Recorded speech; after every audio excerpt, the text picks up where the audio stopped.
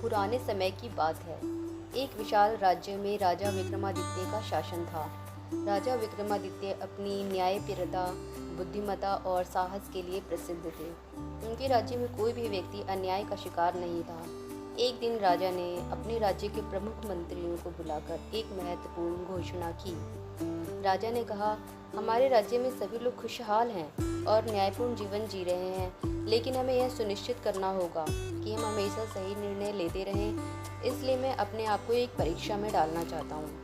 सभी मंत्री हैरान हो गए, लेकिन राजा की बात को मानने के लिए तैयार भी हो गए। राजा ने एक योजना बनाई। वह भेष बदलकर अपने राज्य के विभिन्न हिस्सों में जाने का निर्णय लिया, ताकि वह जान सके कि उसके राज्य में लोग वास्तव में कितने खुशहाल हैं और कहीं कोई समस्या तो नहीं। राजा ने अपने विश्वसनीय मंत्री समरजीत को राज्य का कार्यभार सौंपा और खुद साधारण व्यक्ति के वेश में यात्रा पर निकल पड़े।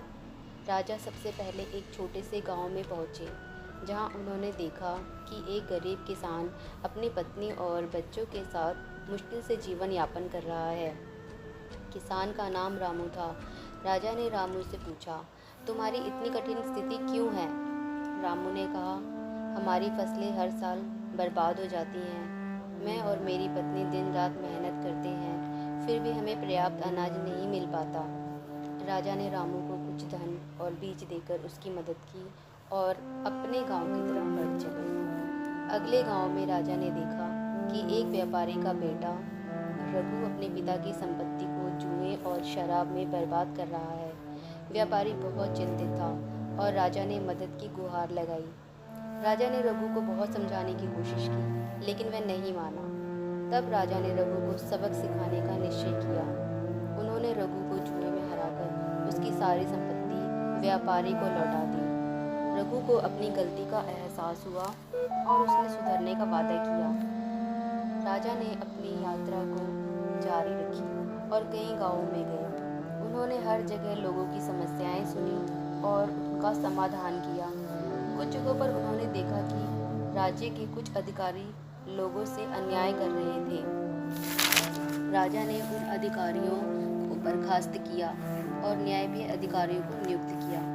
राजा की परीक्षा कठिन थी, पर उन्होंने हर चुनौती का सामना बुद्धिमत्ता से किया।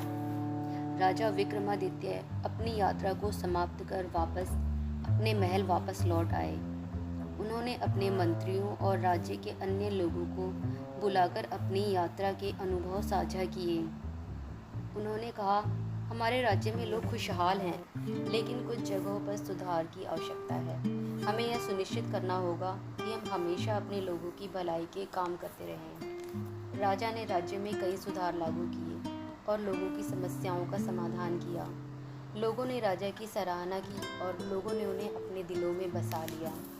राजा विक्रमादित्य की इस परीक्षा ने यह साबित कर दिया कि सच्चा राजा वही होता है जो अपनी प्रजा की समस्याओं को समझे और उनका समाधान करे। उनकी इस कहानी ने सबको प्रेरणा दी कि नेतृत्व का अर्थ सिर्फ शासन करना नहीं, बल्कि अपने लोगों की सेवा करना है।